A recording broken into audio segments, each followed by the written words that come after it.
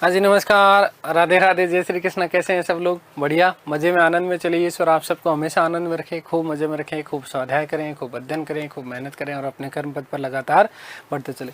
प्यारे साथियों, हम लोग बात कर रहे थे राष्ट्रीय आंदोलन के प्रारंभिक चरणों की, जहां हमने बात की सबसे पहले 1885 से लेकर के 1905 और उसके बाद में हमने बात की 1905 से लेकर के 1919 सालों की हम लोग चर्चा कर रहे थे। और इसी कड़ी में हम लोग बात कर रहे थे विशेष रूप से जो उग्रवादी चरण या जिसे हम लोग उदारवादी चरण कहते हैं, इसकी चर्चा हम लोग कर रहे थे। देखिएगा, इसी उग्रवादी चरण में एक तो हम लोगों ने बात की बंगाल विभाजन की। किसकी बात की? बंगाल विभाजन की। आज जो हम लोग बात करेंगे विशेष रूप से, उसमें थोड़ी सी हम बात करेंगे मुस्लिम लीग की स्थापना। मुस्लिम लीग की स्थापना, मुस्लिम लीग की स्थापना, ठीक है। कब हुई, कैसे हुई, किन किन परिस्थिति में हुई, क्या क्या इस मुस्लिम लीग के उद्देश्य थे, तो उसके बारे में हम लोग चर्चा करेंगे। देखिएगा, बंगाल विभाजन की घोषणा के बाद, बंगाल विभाजन की घोषणा के बाद में एक शिष्टमंडल जो था, और इस शिष्टमंडल में लगभग ऐसा कहा जाता है कि 36 लोग थे। ध्यान रखिएगा कि बंगाल विभाजन के बाद में, किसके बाद में? बंगाल विभाजन के बाद में एक शिष्टमंडल था। क्या था? शिष्टमंडल। और इस शिष्टमंडल का जो नेतृत्व कर रहा था, ध्यान रखिएगा कि एक जो शिष्टमंडल जो था, इस शिष्टमंडल का नेतृत्व कर रहे थे कौन? आगा खां। कौन कर रहे थे? नेतृत्व कर रहे थे इसका कौन? आगा खां। कौन कर रहे थे? आगा खां, ठीक है। इस शिष्टमंडल में कुल कितने लोग? 36 लोग शामिल थे। कितने लोग शामिल थे? 36 लोग शामिल थे। और इस शिष्टमंडल का नेतृत्व किया किसने? आगा खां ने। किसने किया? आगा खां ने, ठीक है। 1 अक्टूबर 1906 को, 1 अक्टूबर 1906 को ये जो शिष्टमंडल है, ये जो शिष्टमंडल है, ये जाकर के मिला तत्कालीन वायसराय हुआ करते थे, जिनका नाम था लॉर्ड मिंटो। वायसराय थे। कौन थे? वायसराय। और वायसराय का नाम क्या था? Lord Minto. ध्यान रखना, वायसराय का नाम क्या था? Lord Minto. तो इस लॉर्ड मिंटो से जाकर के 36 लोगों का एक शिष्टमंडल, जिसका नेतृत्व कर रहे थे कौन? आगा खां, 1 अक्टूबर 1906 को शिमला में जाकर के मिले। वायसराय लॉर्ड मिंटो से कहाँ मिले? शिमला में मिले। शिमला में मिले। कौन मिले साहब? ये सारे के सारे लोग, ठीक है ना। आगे बात समझ। कारण क्या था इसके पीछे? इन्होंने, शिष्टमंडल ने जाकर के एक बात कही। क्या बात कही? इन्होंने कहा कि साहब हमें मुस्लिमों के लिए ध्यान रखना कि अलग से पृथक निर्वाचन प्रणाली हमारे लिए की जानी चाहिए। ये बात सबसे पहली बार बात कब की है? 1 अक्टूबर 1906 की है। ध्यान रखना कि इस समय, किस समय? इस समय जब ये शिष्टमंडल जाकर के मिला था लॉर्ड मिंटो से, उस समय मुस्लिम लीग की स्थापना नहीं हुई थी। मुस्लिम लीग की स्थापना नहीं हुई थी। और ऐसा भी कहा जाता कि इस शिष्टमंडल का जो प्रतिवेदन था, उस प्रतिवेदन का प्रारूप आर्चबोल्ड ने तैयार किया था। किसने तैयार किया था? आर्चबोल्ड ने। अब यही ध्यान रखिएगा कि यहीं से अलीगढ़ के प्राचार्य हुआ करते थे। अलीगढ़ कॉलेज, कौन सा? अलीगढ़ जो कॉलेज था, इसके प्राचार्य थे, जिनका नाम क्या था? आर्चबोल्ड। क्या नाम था? आर्चबोल्ड। और वायसराय के निजी सचिव जो थे वो डनलप स्मिथ थे। इनके भी इस शिष्टमंडल के साथ में जो ये प्रारूप तैयार किया गया था, जहां पहली बार एक तरीके से मुसलमानों के लिए पृथक निर्वाचन की बात कर रहे हैं। किसकी बात कर रहे हैं? पृथक निर्वाचन की बात कर रहे हैं। तो ये प्रारूप सारा का सारा जो तैयार किया गया वो आर्चमंडल के द्वारा किया गया था। आर्चबोल्ड के द्वारा। किसके द्वारा? आर्चबोल्ड के द्वारा। ध्यान रखना कि मुस्लिमों के लिए, किसके लिए? मुस्लिमों के लिए। किसके लिए? मुस्लिमों हेतु पृथक निर्वाचन। क्या चीज? पृथक निर्वाचन की मांग की थी। ध्यान रखना, किसकी मांग की थी? पृथक निर्वाचन की मांग की थी, ठीक है। अब यहाँ हम क्योंकि बात हम कर रहे हैं किसकी? मुस्लिम लीग की। फिर आप लोगों के दिमाग में आ रहा होगा साहब सर ये बात क्यों बता रहे हैं कि मुस्लिमों के लिए पृथक निर्वाचन की बात कर रहे हैं। यदि हम बात करें किसकी? मुस्लिम लीग की। तो मुस्लिम लीग के मुख्य उद्देश्य की यदि हम लोग बात करेंगे तो मुख्य उद्देश्य क्या है मुस्लिम लीग का? मुस्लिम लीग का यही तो है कि अंग्रेजों के लिए मुस्लिम वर्ग को एक तरीके से स्वामी भक्त के रूप में उभार के लाना था, ताकि इन मुस्लिम भाई बहनों को, भाई लोगों को जो है उस समय एक तो मुसलमानों के स्वामी भक्त के रूप में आ जाए, और साथ ही साथ इनका थोड़ा सा उत्थान हो। क्या हो? उत्थान हो, सरकारी नौकरियों में भी इनको क्या मिल जाए? हिस्सेदारी मिल जाए। यही जो चीज थी वही आगे चल करके मुस्लिम लीग के उद्देश्यों में शामिल हुई। किसके रूप में? मुस्लिम लीग के उद्देश्यों में शामिल हुई थी। ये बात आप लोग विशेष रूप से ध्यान रखना, ठीक है? आगे बात समझ में क्लियर है? तो ये चीज एक तो विशेष रूप से ध्यान रखना कि पहली बार पृथक निर्वाचन मंडल की जो मांग की गई थी वो किसके द्वारा की गई थी? ध्यान रखना, आगा खां के द्वारा की गई थी। एक शिष्टमंडल था जिसमें 36 लोग शामिल थे। ये वायसराय लॉर्ड मिंटो से शिमला में जाकर के मिले थे और इन्होंने मुस्लिमों के लिए पृथक निर्वाचन की बात की थी 1 अक्टूबर। कब? 1 अक्टूबर की बात है। बात कब की है? 1 अक्टूबर 1906 की बात कब की है? 1 अक्टूबर 1906 की। अब हम थोड़ी सी बात करते हैं मुस्लिम लीग के स्थापना की। किसकी बात करते हैं? मुस्लिम लीग की स्थापना की। ध्यान से सुनिएगा। ढाका के जो नवाब थे सलीमुल्लाह, कौन थे? सलीमुल्लाह, जिसकी हम लोग चर्चा कर चुके हैं। विशेष रूप से जब हमने बंगाल विभाजन की बात कही तो बंगाल विभाजन में जो पूर्वी बंगाल जो था, और इस पूर्वी बंगाल की राजधानी मैंने आपको बताया क्या था? ढाका। पूर्वी बंगाल के जो नवाब थे सलीमुल्लाह, इस सलीमुल्लाह जी ने बंगाल विभाजन का समर्थन किया था। वो चाहते थे कि जो है मुस्लिम जो है वो क्या रहे? अलग ही रहे। आगे बात समझ में।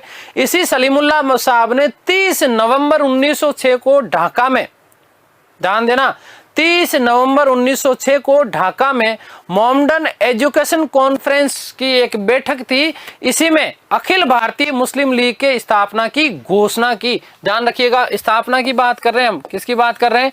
स्थापना की, ठीक है ना? स्थापना की घोषणा। स्थापना की क्या की गई? मुस्लिम लीग की स्थापना की घोषणा की गई। किसके द्वारा? तो ध्यान रखिएगा कि ढाका के गवर्नर या ढाका के नवाब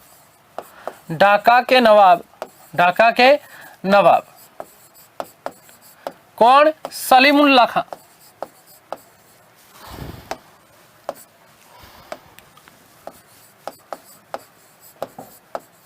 ठीक है, सलीमुल्लाह खां ने, किसने? सलीमुल्लाह खां ने।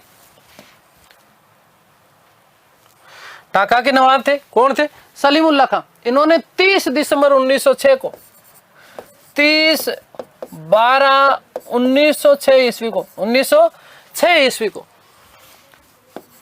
30/12/1906 ईस्वी को। ध्यान रखना क्या चीज बेटा? क्या ध्यान रखोगे कि मोमडन एजुकेशन कॉन्फ्रेंस की एक बैठक में मोमडन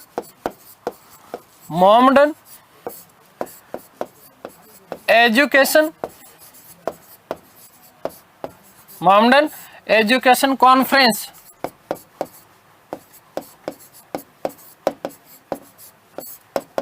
की बैठक में मुस्लिम लीग की स्थापना की क्या की? घोषणा की। अखिल भारतीय, क्या चीज? अखिल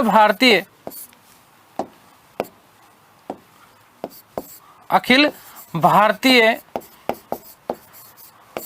मुस्लिम लीग, अखिल भारतीय मुस्लिम लीग की स्थापना की घोषणा की।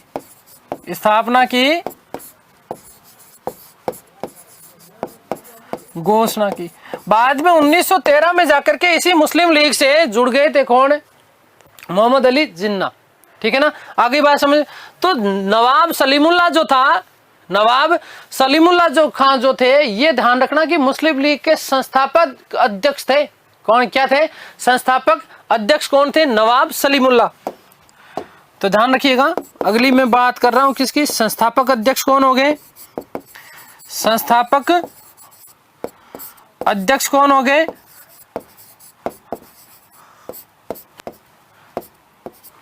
नवाब सलीमुल्लाह। नवाब सलीमुल्लाह जो थे वो मुस्लिम लीग के संस्थापक अध्यक्ष थे। आगे बात समझ क्लियर है? बात करें हम सह संस्थापक की, किसकी बात करें? सह संस्थापक, सह संस्थापक। तो सह संस्थापक में आपको दो लोग विशेष रूप से ध्यान रखिएगा। क्या नाम? एक तो सीधी सीधी बात है आगा खां। कौन? आगा खां। और एक थे वकार उल मुल्क। एक तो ध्यान रखना आगा खां, आगा खां और वकार उल मुल्क। वकार उल मुल्क जो थे वो इसके क्या हुआ करते थे? सह संस्थापक हुआ करते थे। क्या हुआ करते थे? सह संस्थापक हुआ करते थे। अगली बात समझिए, वकार उल मुल्क जो थे, ठीक है ना, वकार उल मुल्क पूरा नाम वकार उल मुल्क मुश्ताक हुसैन, ठीक है ना, इसके क्या बने थे? प्रथम अध्यक्ष बने 1908 ईस्वी में। कब? 1908 ईस्वी में आगा खां इसके क्या बन गए थे? स्थायी अध्यक्ष बने थे। तो ध्यान रखिएगा कि 1908 ईस्वी में, नोट 1908 ईस्वी में, 1908 ईस्वी में सर आगा खां, सर आगा खां इसके स्थायी अध्यक्ष बने, इसके स्थायी अध्यक्ष बने, स्थायी अध्यक्ष बने। ठीक है, आगे बात समझ। तो मुस्लिम लीग के स्थायी अध्यक्ष कौन थे? सर आगा खां। कब बने? ये 1908 ईस्वी में। बात करते हैं इस मुस्लिम लीग के उद्देश्य क्या थे स्थापना के।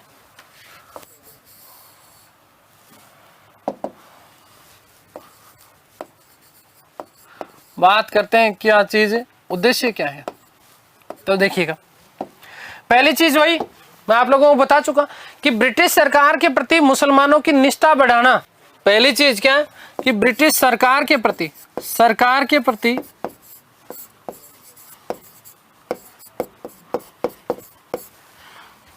मुसलमानों की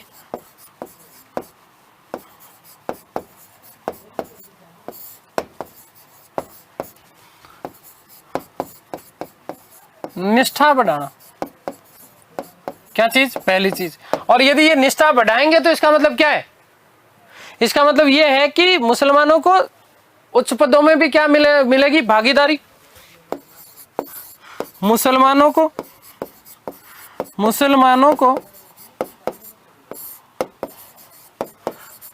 सरकारी पदों में, सरकारी उच्च पदों में भागीदारी बढ़ाना।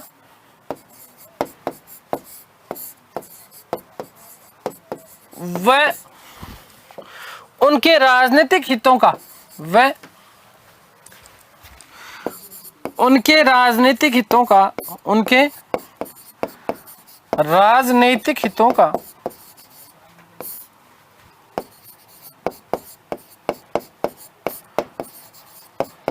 संरक्षण करना। क्या करना? संरक्षण करना। आगे बात समझिए, मुसलमानों के राजनीतिक हितों के संरक्षण भी करना और साथ ही साथ सरकारी उच्च पदों में क्या करना? उनकी भागीदारी बढ़ा देना, ताकि मुसलमानों का स्तर ऊपर बढ़ाया जा सके। ठीक है, आगे बात समझ क्लियर है। तो ये बात आप लोग विशेष रूप से ध्यान रखिएगा। यदि हम बात करें मुस्लिम लीग के प्रथम अधिवेशन की, ठीक है ना, तो मुस्लिम लीग का जो प्रथम अधिवेशन हुआ था वो हुआ कराची में।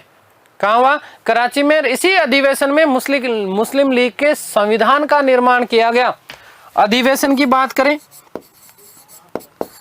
अधिवेशन कौन कौन से हुए? तो प्रथम अधिवेशन की बात करते हैं हम लोग। कौन सा अधिवेशन?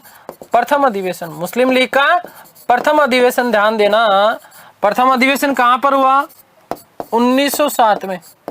कहां हुआ? कराची में। कहां पर हुआ? कराची में।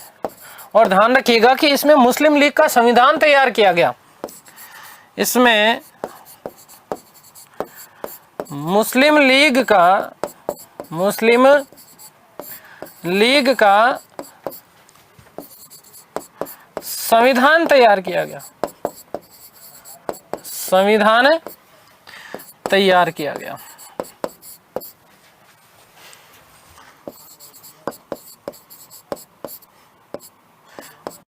का संविधान तैयार कब किया गया? कराची अधिवेशन में। कराची अधिवेशन कब हुआ? 1907 में। आगे बात समझ में। और ध्यान रखिए अब विशेष बात क्या कि ये जो मुस्लिम लीग का जो संविधान है ना, इसी संविधान को क्या कहा गया? Green book. ठीक है ना, क्या चीज? Green book. और इस ग्रीन बुक का जो प्रारूप तैयार किया गया था, वो प्रारूप तैयार किया गया था मौलाना मोहम्मद अली जौहर के द्वारा। अली बंधु जो थे उनमें से एक हुआ करते थे, मौलाना मोहम्मद अली जौहर। ठीक है ना, तो इसे एक तो क्या कहा? Green book. क्या नाम दिया? ग्रीन बुक कहा गया।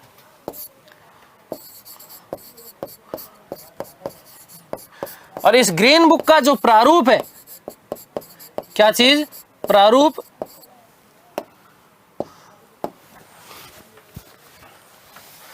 वो मौलाना मोहम्मद अली जौहर, मोहम्मद अली जौहर द्वारा। आ गई बात समझ में? क्लियर है ना? तो ये चीज आप लोग विशेष रूप से ध्यान रखिएगा भैया।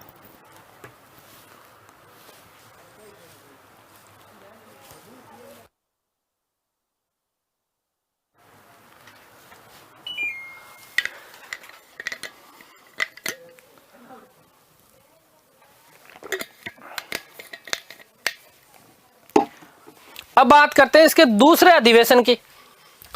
बात करते हैं मुस्लिम लीग का दूसरा अधिवेशन। ये आप लोगों के लिए बड़ा विशेष महत्वपूर्ण बन जाता है। दूसरा अधिवेशन, दूसरा अधिवेशन। और इस दूसरे अधिवेशन में ध्यान रखिएगा कि दूसरा अधिवेशन कब हुआ? 1908 में। कब हुआ? 1908 में। आगे बात समझ। दूसरा अधिवेशन कब हुआ? 1908 में। और इस अधिवेशन की जो अध्यक्षता की गई, इस अधिवेशन की क्या अध्यक्षता जो की गई थी, ध्यान रखिएगा, विशेष महत्वपूर्ण प्रश्न बनता है। ठीक है, अध्यक्षता की गई थी सैयद इमाम के द्वारा। किसके द्वारा? सैयद इमाम, सैयद इमाम के द्वारा इसकी क्या की गई थी? अध्यक्षता की गई। बात करें कि कहां पर हुआ ये दूसरा अधिवेशन, कहां हुआ?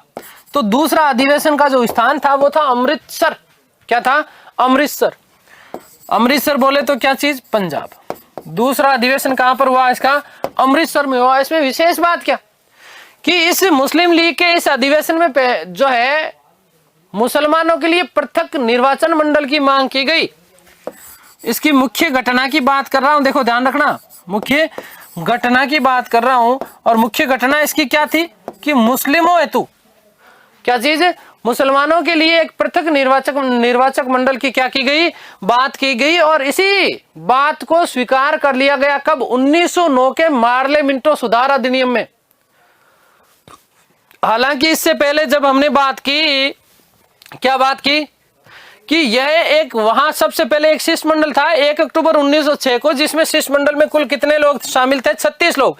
इसका नेतृत्व किसके द्वारा किया गया था? आगा खां के द्वारा। ये वायसराय लॉर्ड मिंटो से मिले थे शिमला में। पहली बार यहां मुस्लिमों के लिए पृथक निर्वाचन की बात कही गई। लेकिन मुस्लिम लीग के कौन से अधिवेशन में? तो ध्यान रखना, दूसरे अधिवेशन में, जो कि किया गया कहां पर? अमृतसर में। कब? 1908 में। किसकी अध्यक्षता में? तो सैयद इमाम के अध्यक्षता में। ठीक है, आगे बात समझ में। इस अधिवेशन की मुख्य बात क्या थी कि मुसलमानों के लिए पृथक निर्वाचन मंडल की मांग की गई। मुसलमानों हेतु, ध्यान दीजिएगा कि मुसलमानों हेतु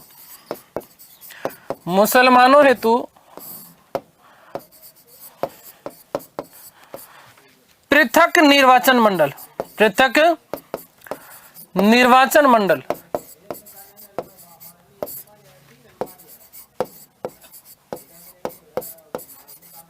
की मांग की गई।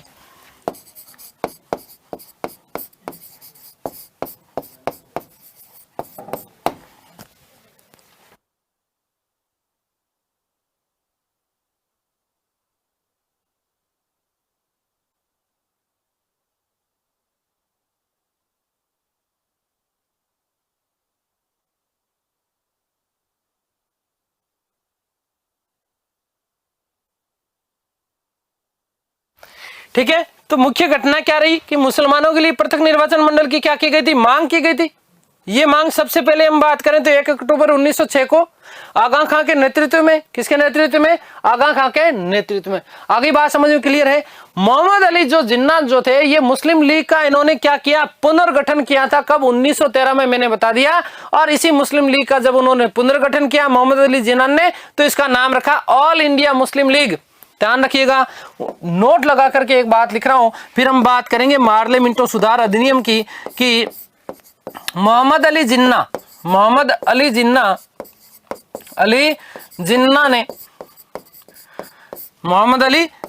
ने मुस्लिम लीग का पुनर्गठन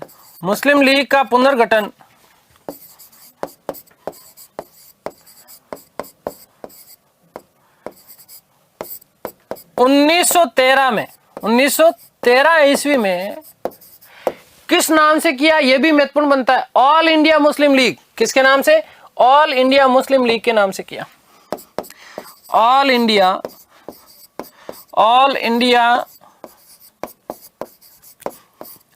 मुस्लिम league, all India Muslim league के नाम से किया।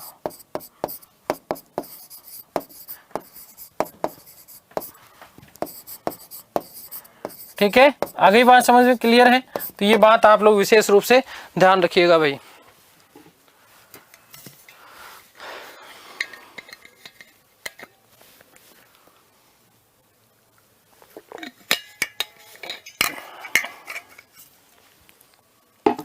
ठीक है, एक चीज इसमें और क्या ध्यान रखोगे कि इसका जो मुख्य लक्ष्य रखा गया, ये मुख्य लक्ष्य क्या रखा गया? स्वशासन को राष्ट्रीय लक्ष्य घोषित किया गया। इसी में क्या चीज? स्वशासन को राष्ट्रीय लक्ष्य घोषित किया गया। राष्ट्रीय लक्ष्य घोषित किया।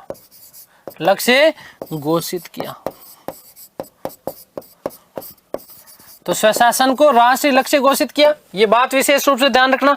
सीधा प्रश्न ये भी बन सकता है कि मोहम्मद अली जिन्ना मुस्लिम लीग में कब शामिल हुए? तो 1913 में।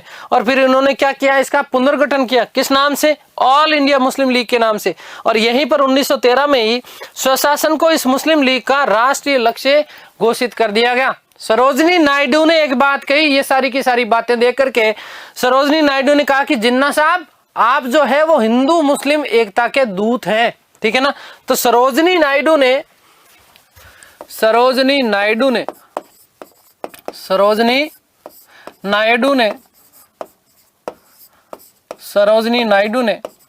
जिन्ना को हिंदू मुस्लिम एकता का दूत कहा। जिन्ना को हिंदू मुस्लिम एकता का दूत कहा।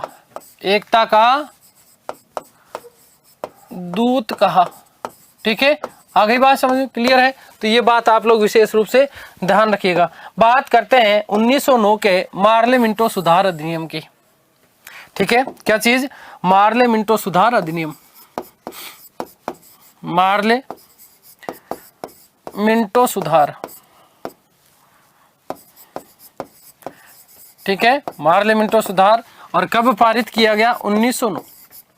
1908 के अमृतसर अधिवेशन के दौरान जब उन्होंने पहली बार तो नहीं कहेंगे, दूसरी बार होगा, खैर, तो ध्यान रखिएगा, जब उन्होंने मुसलमानों के लिए एक पृथक निर्वाचन की बात करी।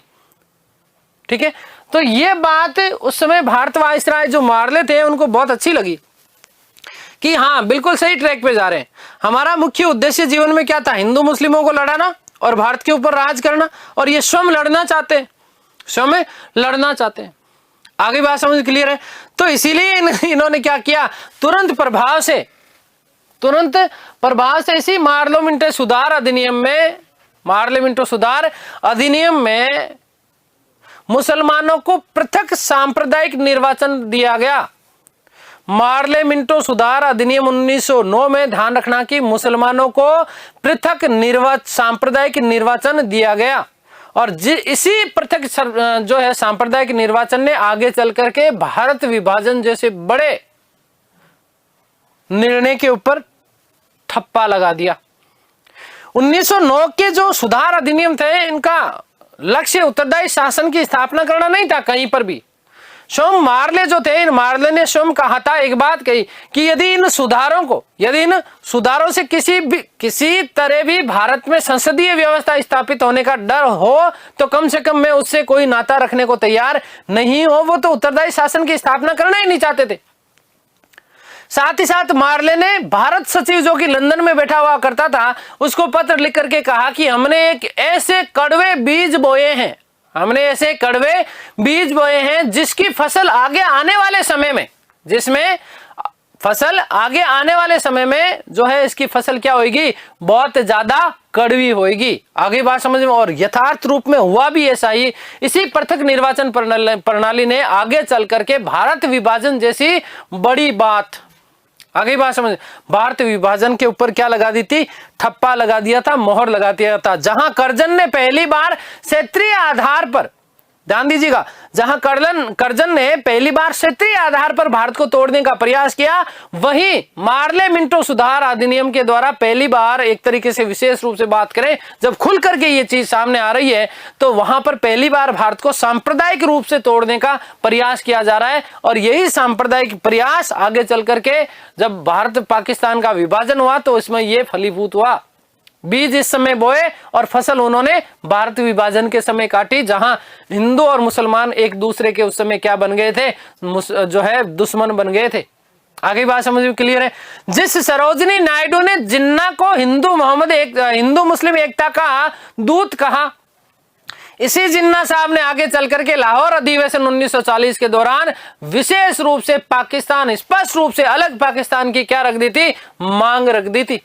ठीक है, आगे बात समझ में क्लियर है ना। तो इस चीज को आप लोग विशेष रूप से ध्यान रखना। मैंने आपको यह बात भी बताई क्या कि द्वितीय गोलमेज सम्मेलन जब हुआ 1932 लंदन में, तो चौधरी अली ने जो है उस समय विशेष रूप से पाकिस्तान, हालांकि पाकिस्तान शब्द का तो जिक्र नहीं किया, लेकिन मुस्लिमों के लिए अलग राष्ट्र करने की बात उस समय जरूर कही। लेकिन इसी बात को जो है परोक्ष रूप में परोसा किसने, जिन्ना ने। किसने परोसा था, जिन्ना ने। आगे बात समझ में क्लियर है। तो ध्यान रखिएगा कि इस अधिनियम द्वारा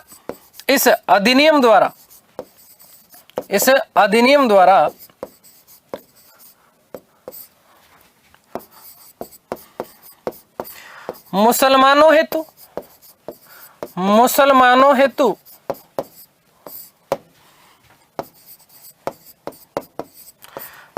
पृथक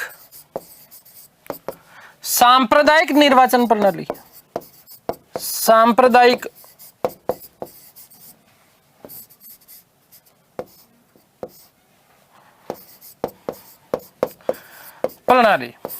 पृथक सांप्रदायिक निर्वाचन प्रणाली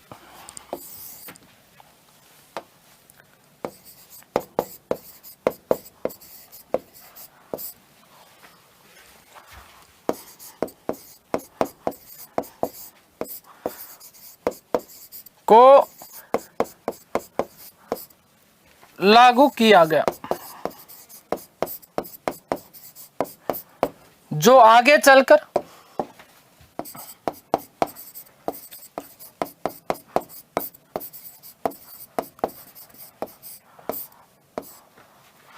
भारत के विभाजन का प्रमुख कारण बना।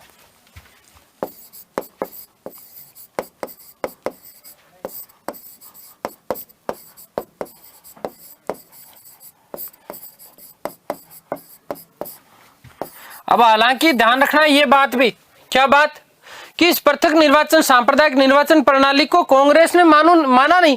कांग्रेस खुद इस समय खतरे की वाली स्थिति में थी। कैसी स्थिति में? मैंने आपको कहा कि 1907 के सूरत अधिवेशन में कांग्रेस का क्या हो गया था, विभाजन हो गया।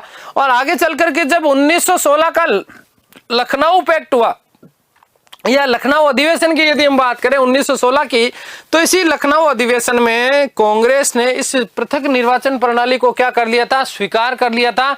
और यही चीज कांग्रेस की आगे चल करके सबसे बड़ी भूल बनी थी। यही चीज कांग्रेस की आगे चल करके सबसे बड़ी भूल साबित हुई थी। इस बात को भी आप लोग विशेष रूप से ध्यान रखना। ये ठीक है, आगे बात समझ में क्लियर है।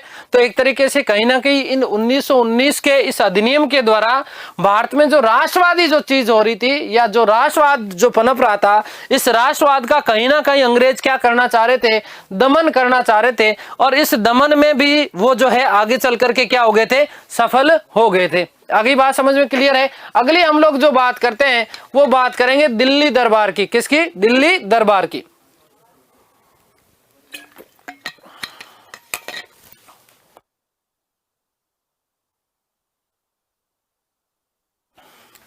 चलिए बात करते हैं दिल्ली दरबार की।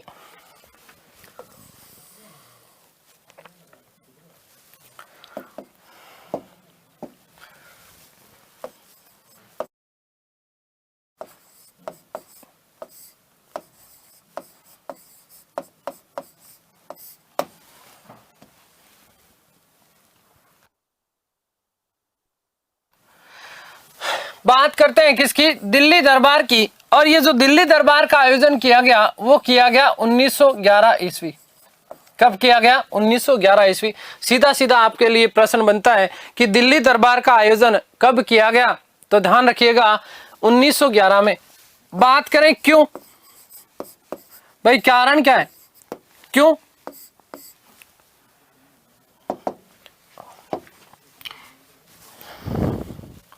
इसमें एक चीज और जोड़ लो, क्या? दिसंबर 1911, दिसंबर 1911। इस दिल्ली दरबार के आयोजन करने के पीछे मुख्य कारण क्या है? देखिए ध्यान दीजिएगा, इसी समय ब्रिटिश सम्राट हुआ करते थे जिनका नाम था जॉर्ज पंचम, और उनकी पत्नी जो थी, महारानी जो थी, उसका नाम था मेरी। ये क्या आए थे? भारत आए थे। और उनके स्वागत के लिए दिल्ली में दरबार का क्या किया गया? आयोजन किया गया। ध्यान रखिएगा कि ब्रिटिश सम्राट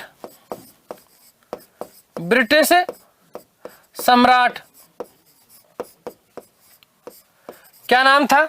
जॉर्ज पंचम। क्या नाम था? जॉर्ज पंचम। और उनकी महारानी मेरी।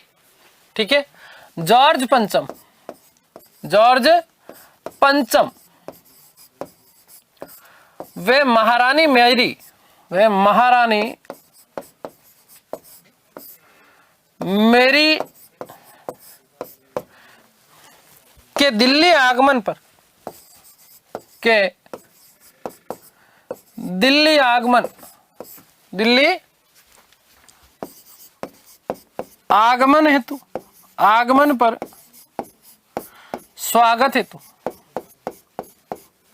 स्वागत हेतु इस दरबार का क्या किया गया? आयोजन किया गया। ध्यान रखना, जॉर्ज पंचम, ध्यान रखिएगा कि ब्रिटिश काल में भारत आने वाले एकमात्र सम्राट थे। अच्छी बात बनती है, ठीक है ना, कि जॉर्ज पंचम कौन है? जॉर्ज पंचम ब्रिटिश शासनकाल के दौरान, ब्रिटिश शासनकाल के दौरान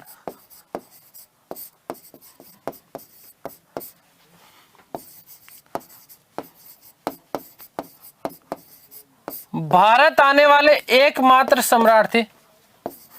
भारत आने वाले एकमात्र सम्राट हुआ करते थे। ये एकमात्र सम्राट थे, एकमात्र सम्राट थे।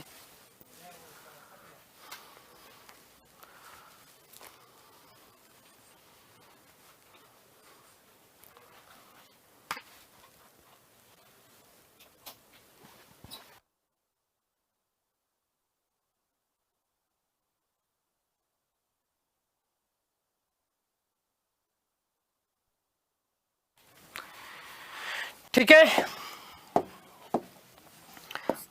अब इसकी बात करते हैं। देखो, जब जॉर्ज पंचम भारत आए तो 12 दिसंबर 1911 को, 12 दिसंबर 1911 को इसी दिल्ली दरबार में, इसी दिल्ली दरबार में ध्यान रखना कि बंगाल विभाजन को क्या कर दिया गया? रद्द घोषित कर दिया गया।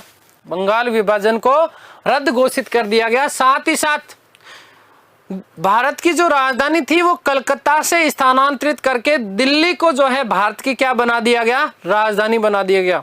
ध्यान रखना, दिल्ली को भारत की राजधानी बनाने की घोषणा 12 दिसंबर 1911 को हुई है, लेकिन क्या चीज, दिल्ली भारत की राजधानी 1 अप्रैल 1912 को, दिल्ली भारत की राजधानी बनी कब है, 1 अप्रैल 1912 को जो है दिल्ली भारत की क्या बनी थी, राजधानी बनी थी। आगे बात समझ में क्लियर है ना। दो चीजें विशेष रूप से ध्यान रखना, एक तो बंग भंग को रद्द घोषित कर दिया गया, ठीक है, कब, इसी दिसंबर कब, इसमें भी पूरी लिख लो भले, क्या होएगा, 12 दिसंबर 1911 को, ठीक है। आगे बात समझ, मुख्य घटना याद रखना, क्या, बंगाल विभाजन रद्द घोषित कर दिया गया, ठीक है। आगे बात समझ, साथ ही साथ जो है दिल्ली को, किसको, दिल्ली को भारत की राजधानी घोषित कर दिया गया 12 दिसंबर 1911 को, लेकिन दिल्ली राजधानी बनी कब है, 1 अप्रैल 1912 ईस्वी को, ठीक है ना।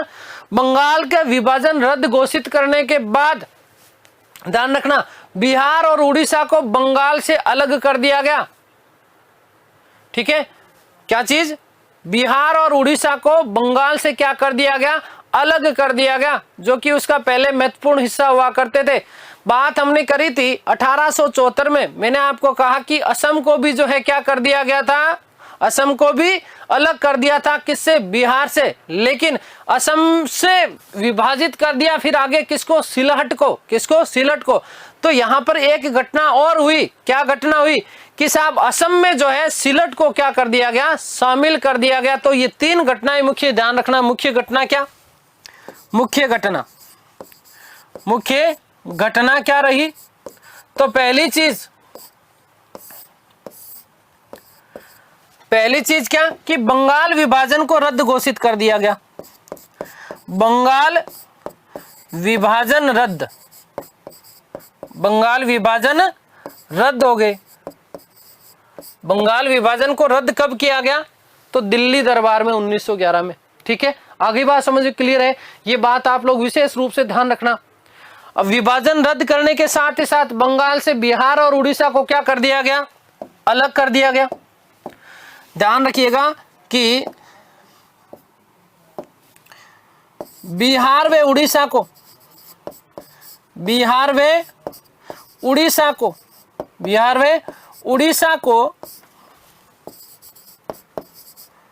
बंगाल से अलग कर दिया गया, बंगाल से अलग कर दिया गया,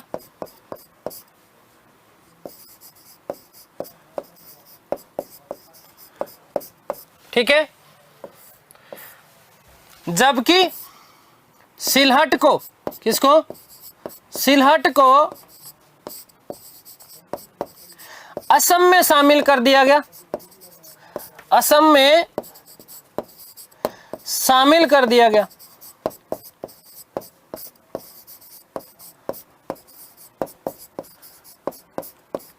आगे बात समझ में क्लियर है। अगली बात क्या, कि भारत की राजधानी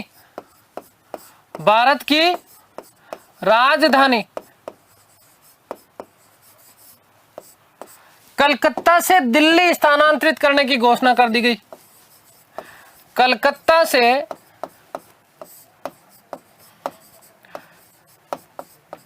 दिल्ली स्थानांतरित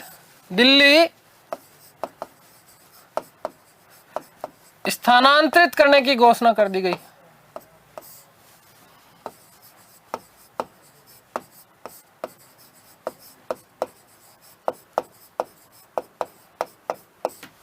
ठीक है, लेकिन विशेष बात ध्यान रखना कि 1 अप्रैल 1912 को 1/4/1912 ईस्वी को दिल्ली भारत की राजधानी बना। दिल्ली भारत की राजधानी बना। तो आपसे बहुत अच्छा लॉजिकल प्रश्न बनता है यहां से कि निम्न में से किस स्टेट ने 2012 में अब राजधानी के रूप में अपना शताब्दी वर्ष मनाया। तो ध्यान रखना, यहीं पर लिख रहा हूं कि 2012 ईस्वी में दिल्ली ने राजधानी के रूप में, किसके रूप में? राजधानी के रूप में अपना शताब्दी वर्ष मनाया था। राजधानी के रूप में अपना शताब्दी वर्ष मनाया था। इंपॉर्टेंट कर लेना इसको, अपना शताब्दी वर्ष मनाया।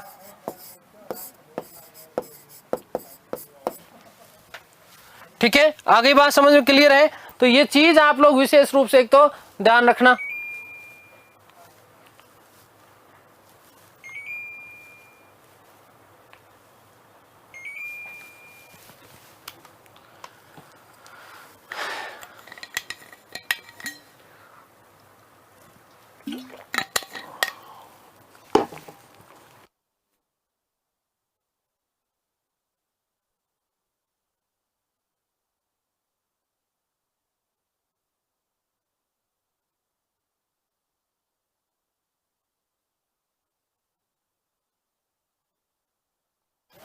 आगे बात समझ में क्लियर है?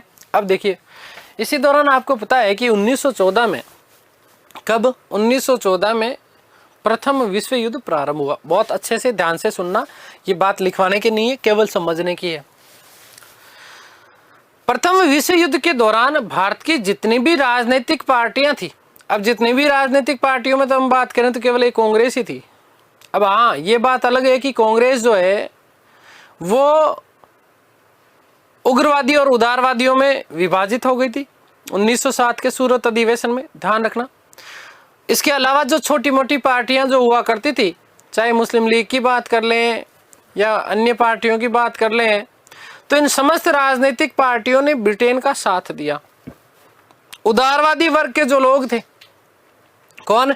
उदारवादी वर्ग के जो लोग थे, ये विशेष रूप से ये मानते थे, क्या मानते थे बेटा? कि यदि हम, क्या चीज? यदि हम ब्रिटेन का सहयोग करेंगे, ब्रिटेन का क्या करेंगे? सहयोग करेंगे, तो हमने जो स्वशासन की मांग कर रहे हैं, हम जो स्वशासन की मांग कर रहे हैं, ये स्वशासन की मांग हमारी क्या हो जाएगी? पूरी हो जाएगी। क्या हो जाएगी? पूरी हो जाएगी। आगे बात समझ। विशेष रूप से उस समय 1915 में 9 जनवरी 1915 को जब गांधी भारत आए तो उन्होंने एक विशेष काम किया। क्या काम किया? कि गांधी जो था वो गांव में घूमा और गांव का जो युवा वर्ग था, इस युवा वर्ग को ब्रिटिश सेना में, क्या चीज? ब्रिटिश सेना में भर्ती होने के लिए उन्हें उकसाया। क्योंकि ये इस प्रकार की बात सोचते थे। क्या, कैसी बात सोचते थे? कि साहब यदि हम ब्रिटेन का सहयोग करेंगे तो ये हमें क्या दे देंगे? स्वशासन दे देंगे। साथ ही साथ ध्यान रखिएगा कि इसी युद्ध के दौरान तिलक और गांधी ने जो है सरकार की सहायता के लिए धन इकट्ठा किया और सैनिकों की भर्ती के लिए गांवों का क्या किया था? दौरा किया था। और इसी कारण ध्यान रखिएगा कि गांधी को सेना में भर्ती करने वाला सार्जेंट कहा गया। ब्रिटिश सरकार इससे प्रसन्न होकर के ब्रिटिश सरकार ने गांधी को केसर-ए-हिंद की उपाधि प्रदान की थी। कौन सी उपाधि प्रदान की थी?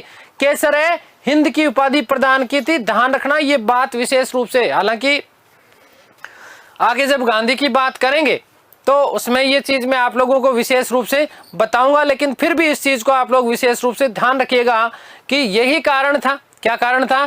कि इस गांधी जी को ब्रिटिश सरकार ने उपाधि दी थी, कौन सी? केसर-ए-हिंद की। कौन सी उपाधि दी थी? केसर-ए-हिंद की। तो ब्रिटिश जो है ब्रिटिश सरकार की क्या कर दी गई थी? सहायता की गई थी। आगे बात समझो। प्रथम विश्व युद्ध के बाद में यदि हम बात करें तो टर्की के विरुद्ध, क्योंकि उस समय टर्की या तुर्की की हम बात करें तो तुर्की का जो खलीफा हुआ करता, सुल्तान हुआ करता था, उसी सुल्तान को एक तरीके से खलीफा का पद प्राप्त था। समस्त मुस्लिम जो लोग थे इसी सुल्तान को क्या मानते थे? अपना खलीफा मानते थे। तो टर्की के विरुद्ध जैसे ही ब्रिटेन ने युद्ध की घोषणा की तो इसी के साथ मुस्लिम लीग का, किसका? मुस्लिम लीग का ब्रिटिश सरकार से क्या हो गया? मोह भंग हो गया और मुस्लिम लीग एक बार फिर प्रयास मौका ढूंढ रही थी। क्या मौका ढूंढ रही थी साहब? कि एक बार पुनः कांग्रेस के क्या आ जाए, नजदीक आया जाए। क्या आया जाए? नजदीक आया जाए। यही मौका जो उसे मिला वो मिला था वस्तुतः कौन से अधिवेशन में? लखनऊ अधिवेशन, जो कि कब हुआ? 1916 में। कब हुआ? 1916 में। तो ये बात आप लोग विशेष रूप से ध्यान रखिएगा। अगली जो हम बात करेंगे वो बात करेंगे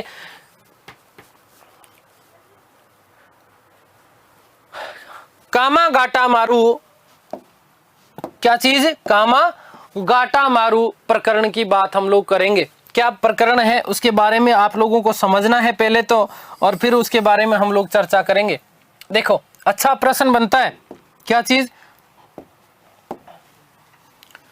बहुत अच्छा प्रश्न बनता है कि कामा गाटा मारू पहली चीज तो था क्या, तो वो भी बात करेंगे, और ये प्रकरण हुआ कब वो भी बात करेंगे। कामा गाटा मारू, ठीक है, ठीक है, प्रकरण, और कब किया, कब हुआ ये? 1914 में। कब हुआ ये? 1914 में। क्या था ये वस्तुतः प्रकरण, तो उसको भी समझो। देखो, कामा गाटा मारू प्रकरण, ठीक है ना, क्या था ये वस्तुतः? देखो, कनाडा में क्या होता था कि कनाडा में भारतीयों के प्रवेश के बारे में ये विवाद था मुख्य, ठीक है ना। क्या था ये? क्या? तो ध्यान रखिएगा कि कनाडा में, कहां पर? कनाडा में, कनाडा में भारतीयों के प्रवेश, भारतीयों के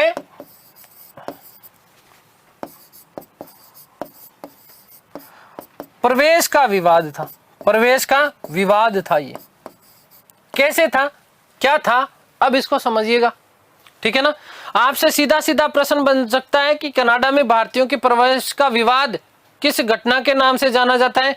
तो कामा गाटा मारू। क्या चीज? कामा गाटा मारू। ये वस्तुतः जहाज था। वस्तुतः इसी जहाज का दूसरा नाम गुरु नानक जहाज। क्या था, कैसे था, अब उसको समझो, ध्यान से सुनना। कि कनाडा में ऐसे भारतीयों के प्रवेश पर प्रतिबंध लगा दिया गया जो सीधे भारत से नहीं आते थे। यदि कोई व्यक्ति सीधे भारत से कनाडा जाता तो उसका प्रवेश सुनिश्चित था, उसे प्रवेश मिल जाता था, वीजा चेक होता था, सारी चीजें चेक होती थी। लेकिन ऐसे भारतीय जो भारत से नहीं आते थे सीधे, अपितु आसपास के देशों से आ जाते थे, कहां पर? कनाडा, तो उनका प्रवेश क्या था? निषेध था। इसी समय एक बात हुई, इसके पीछे कारण भी सुन लो, कि उन दिनों जो है भारत से सीधे कनाडा जाने का कोई मार्ग नहीं था। भारत से सीधे कनाडा जाने का कोई क्या नहीं था? मार्ग नहीं था। नवंबर 1913 में, कब? नवंबर 1913 में सुप्रीम कोर्ट ने ऐसे 35 भारतीयों को कनाडा में प्रवेश करने की अनुमति दे दी जो सीधे भारत से कनाडा नहीं आए थे। आ गई बात समझे? पहली चीज देखो, दो चीजें, कि कनाडा में ऐसे भारतीयों के प्रवेश पर प्रतिबंध था जो सीधे भारत से नहीं आते थे, ठीक है। दूसरी चीज, उन दिनों भारत से सीधे कनाडा जाने का कोई मार्ग भी नहीं था, तो इसका मतलब एक तरीके से भारतीयों के लिए प्रवेश निषेध ही था। लेकिन नवंबर 1913 में सुप्रीम कोर्ट ने 35 भारतीयों को कनाडा में प्रवेश करने की अनुमति दे दी जो सीधे भारत से कनाडा नहीं आए थे। और इस फैसले से उत्साहित होकर के एक व्यक्ति था जिसका नाम था गुरुदीत सिंह। क्या नाम था? गुरुदीत सिंह।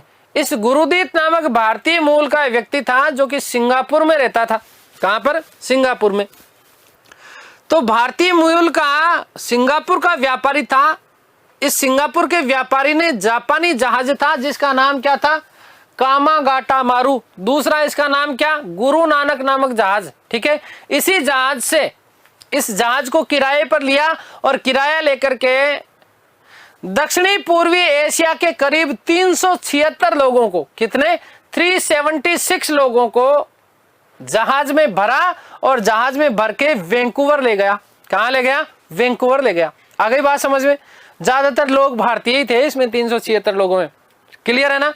अब जैसे कनाडा सरकार ने यात्रियों को वहां पर जहाज पहुंचा तो यात्रियों को नीचे नहीं उतरने दिया और उनके प्रवेश पर क्या लगा दिया, प्रतिबंध लगा दिया। तो इन्होंने इसका विरोध किया कि भाई अभी तो आपने 35 लोगों को प्रवेश दे दिया था, अब जब हम आए हैं तो हमें प्रवेश क्यों नहीं दिया जा रहा है। तो अब तक ये जो चीजें हुई थी वहां कनाडा में क्या चीजें की गई, कनाडा में ध्यान रखना कि कनाडा में सरकार ने क्या किया, जो उसकी कानून में कोई छोटे मोटे जो दोष थे इन समस्त दोषों को उन्होंने क्या कर लिया, पूरा कर लिया। और इसी की वजह से 1913 में सुप्रीम कोर्ट में भारतीयों को प्रवेश की क्या दी थी, अनुमति प्रदान की थी। ये बात आप लोग विशेष रूप से ध्यान रखना। ठीक है, आगे बात समझ में क्लियर है ना। तो यहां तक ये बात ध्यान रखना। इन यात्रियों के अधिकार, अब भाई 376 लोग साथ में, इन यात्रियों के अधिकार के लिए लड़ने के लिए वैंकूवर में बलवंत सिंह, एक तो ध्यान रखना कौन, बलवंत सिंह, दूसरा व्यक्ति नाम था सोहनलाल पाठक, क्या नाम था, सोहनलाल पाठक, और तीसरा हुसैन रहीम, हुसैन रहीम, इनकी अध्यक्षता में शोर कमेटी का गठन हुआ। कौन सी कमेटी, शोर कमेटी। वेरी मोस्ट इंपॉर्टेंट प्रश्न बनता है, इसको घोल करके पी जाना कि कामा गाटा मारू में हमें क्या नहीं करना है, शोर नहीं करना। ये शोर कमेटी किससे, कौन से प्रकरण से संबंधित थी, तो कामा गाटा मारू प्रकरण से संबंधित थी। कौन सी, शोर कमेटी। आगे बात समझ में क्लियर है। तो ये बात आप लोग विशेष रूप से ध्यान रखना कि अमेरिका में रह रहे भारतीय, कुछ भारतीय थे जैसे भगवान सिंह, बरकतुल्ला, रामचंद्र और सोहन सिंह भाकना, इन्होंने भी इन यात्रियों के संबंध में, यात्रियों के समर्थन में जो है क्या चलाया था, आंदोलन चलाया था। ठीक है, आगे बात समझ के लिए।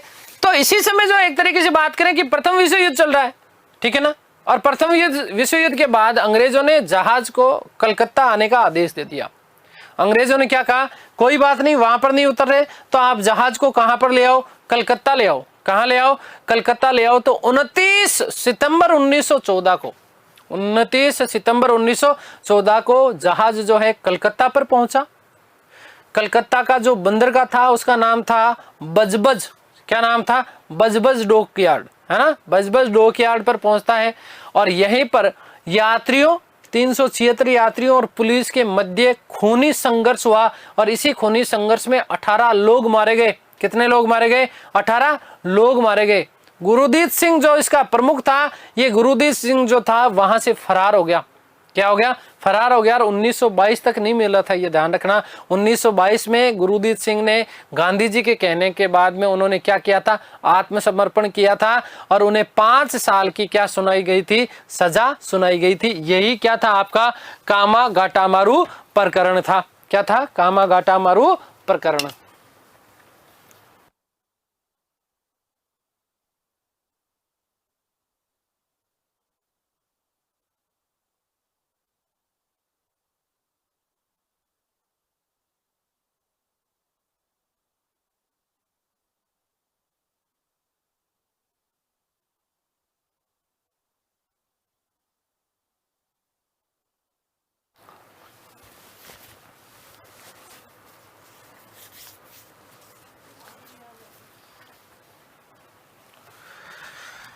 तो ध्यान दीजिएगा, कनाडा ने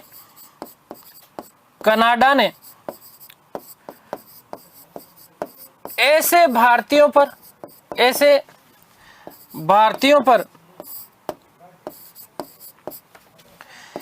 कनाडा प्रवेश पर रोक लगा दी, जो सीधे भारत से नहीं आते थे।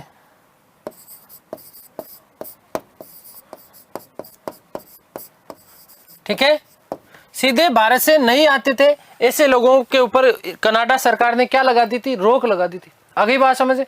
और बड़ी बात यह भी थी कि उस समय, है ना, भारत से सीधे कनाडा जाने का कोई मार्ग भी नहीं था। ठीक है, लेकिन नवंबर 1913 में, ठीक है, नवंबर 1913 में कनाडा सुप्रीम कोर्ट ने, कनाडा सुप्रीम कोर्ट ने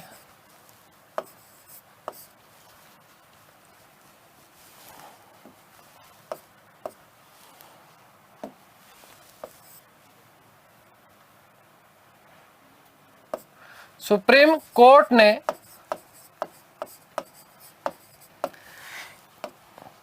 ऐसे 35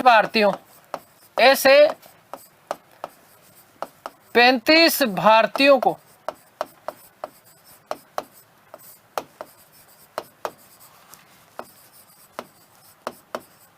कनाडा में प्रवेश दिया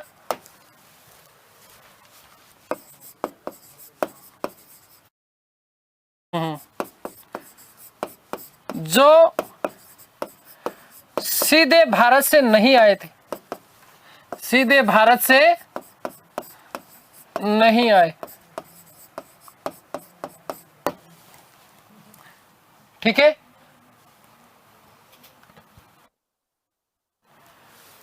तो 35 भारतीयों को कनाडा में क्या दे दिया गया? प्रवेश दे दिया गया, जो सीधे सीधे भारत से कनाडा नहीं आए थे। अब इसी फैसले से उत्साहित होकर के देखो, ध्यान रखना, ये इंपॉर्टेंट तथ्य बनता है आपके लिए परीक्षा के दृष्टिकोण से। व्यक्ति का नाम पूछ लिया जाएगा, कौन था? गुरुदीत सिंह। ठीक है ना, भारतीय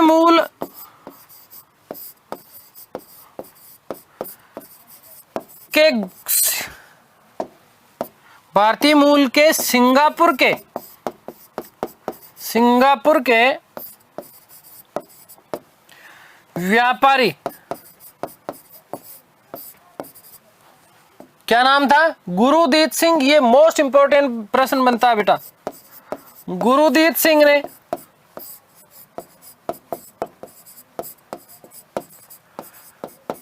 जापानी जहाज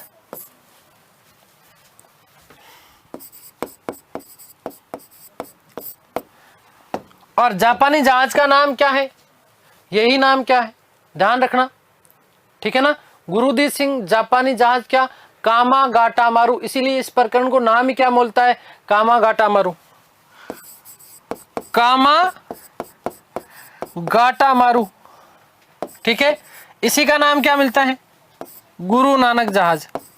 गुरु नानक जहाज, ठीक है ना। क्या नाम है? कामागाटामारू। इसी को क्या कहा जाता है? गुरु नानक जहाज, ठीक है ना। आगे बात समझ में क्लियर है? तो जापानी जहाज था जिसका नाम क्या था? कामागाटामारू या गुरु नानक जहाज। इसको किराए पर लिया, ठीक है ना, को किराए पर ले,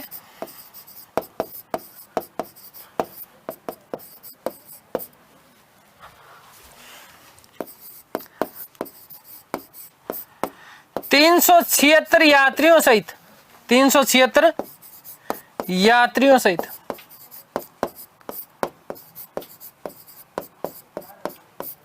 कहां पहुंच गया? वैंकूवर पहुंचा। कहां पर पहुंचा? वैंकूवर पहुंचा। कहां आ गया? वैंकूवर आ गया। क्या आ गया? वैंकूवर। तो कनाडा सरकार ने, किसने? कनाडा सरकार ने क्या ऐसे हलवा है क्या? यात्रियों को नीचे ही नहीं उतरने दिया और उनके प्रवेश पर क्या लगा दिया? प्रतिबंध। कनाडा सरकार ने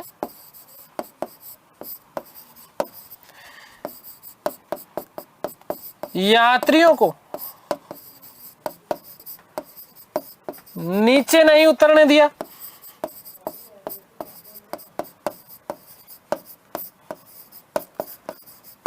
वह प्रवेश पर क्या चीज? प्रवेश पर क्या लगा दिया? प्रतिबंध लगा दिया।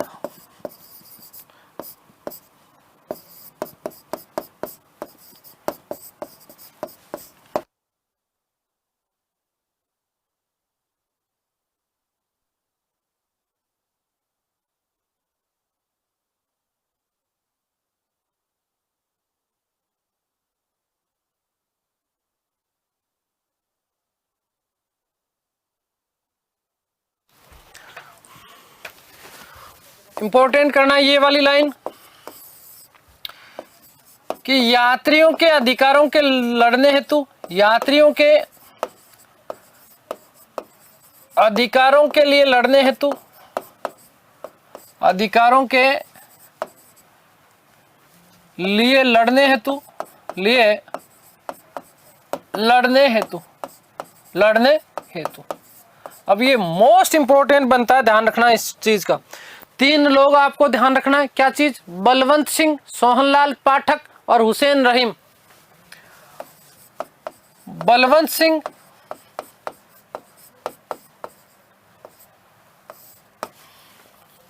सोहनलाल पाठक,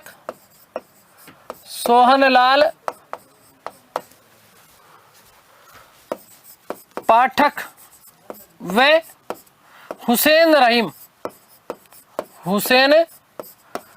रहीम की अध्यक्षता में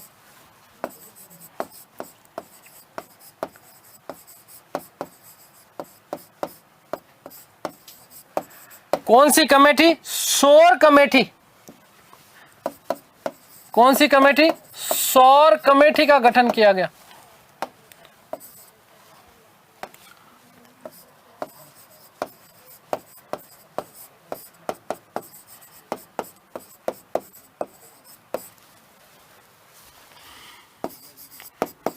आगे बात समझ में क्लियर है? तो आपसे एक तो अच्छा प्रश्न ये बन सकता है कि भाई सौर कमेटी किससे संबंधित थी? तो कामागाटामारू प्रकरण से संबंधित थी। आगे बात समझ क्लियर है?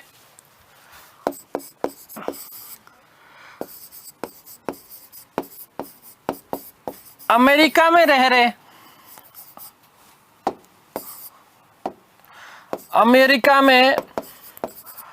रहे भारतीय मूल के, ये भी अच्छा प्रश्न बनता है, इसका भी ध्यान रखना। कौन कौन लोग याद रखोगे? एक तो भगवान सिंह, एक बरकतुल्ला। भगवान सिंह,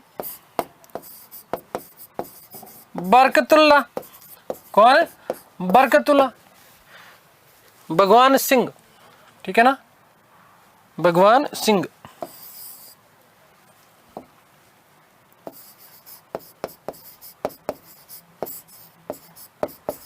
भगवान सिंह के साथ में कौन? बरकतुल्ला। और रामचंद्र और सोहन सिंह भकना। रामचंद्र वे सोहन सिंह भकना ने, ठीक है, क्या किया? आंदोलन चलाया। क्या किया? आंदोलन चलाया, ठीक है, आंदोलन चलाया।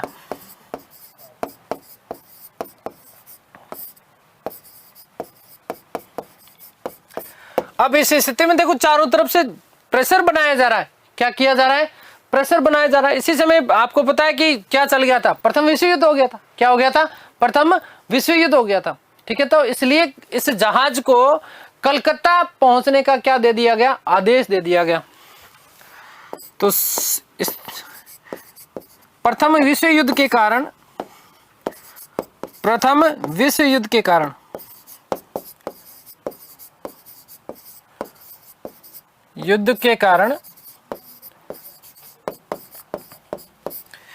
इस जहाज को सरकार द्वारा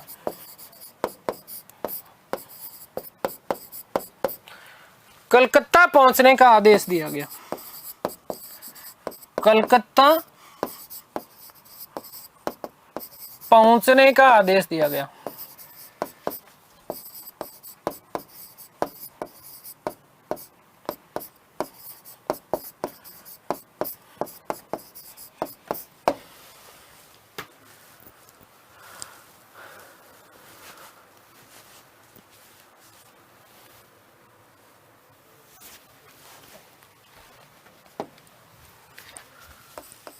उनतीस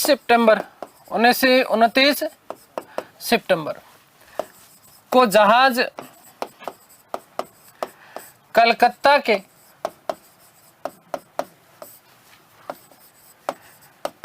बजबज बंदरगाह पहुंचा।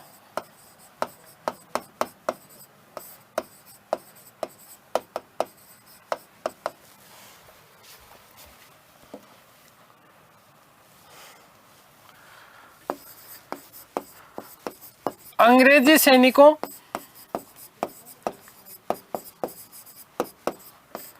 व यात्रियों के मध्य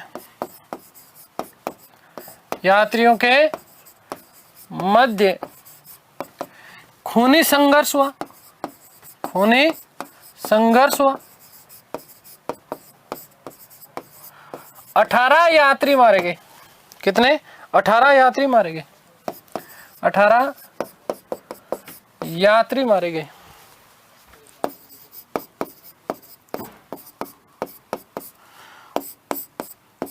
गुरुदीत सिंह भूमिगत हो गया। ठीक है, भाग गया, वहां से फरार हो गए। कौन? गुरुदीत सिंह। आगे बात समझे। और इसी गुरुदीत सिंह ने 1922 में गांधी जी के कहने पर क्या किया था? आत्मसमर्पण। जिसने 1922 ईस्वी में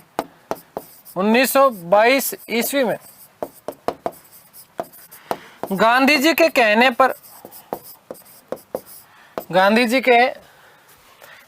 पर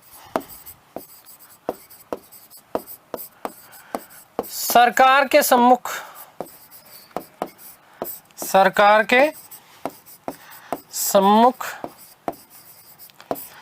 आत्मसमर्पण किया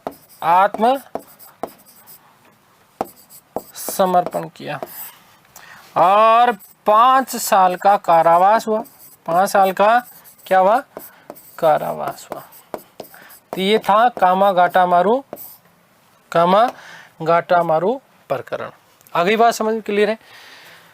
तो उम्मीद करता हूँ कि सारी की सारी चीज़ें आप लोगों को समझ में आई होगी। अगली जो हमारी क्लास होगी उसमें विशेष रूप से एक तो हम बात करेंगे लखनऊ पैक्ट की और साथ ही साथ हम लोग बात करेंगे होम रूल लीग आंदोलन की। किसकी? होम रूल लीग आंदोलन, जो कि वस्तुतः तिलक और जो है क्या नाम रे एनी बिसेंट, क्या चीज़? एनी बिसेंट जो थे उनके द्वारा विशेष रूप से चलाया गया था। ठीक है, ये सारी की सारी बातें हम लोग करेंगे हमारी अगली क्लास में। तो उम्मीद करता हूँ कि सारी की सारी चीज़ें आप लोगों को समझ में आई होगी। ईश्वर से प्रार्थना करता हूँ कि आप सब स्वस्थ रहें, मस्त रहें, तंदुरुस्त, आह्लादित और प्रसन्नचित रहें। इस तरह से की संपूर्ण खुशियाँ आपको और आपके परिवार को मिलते हैं हमारी अगली क्लास में। तब तक के लिए सभी को धन्यवाद, नमस्कार, थैंक यू सो मच।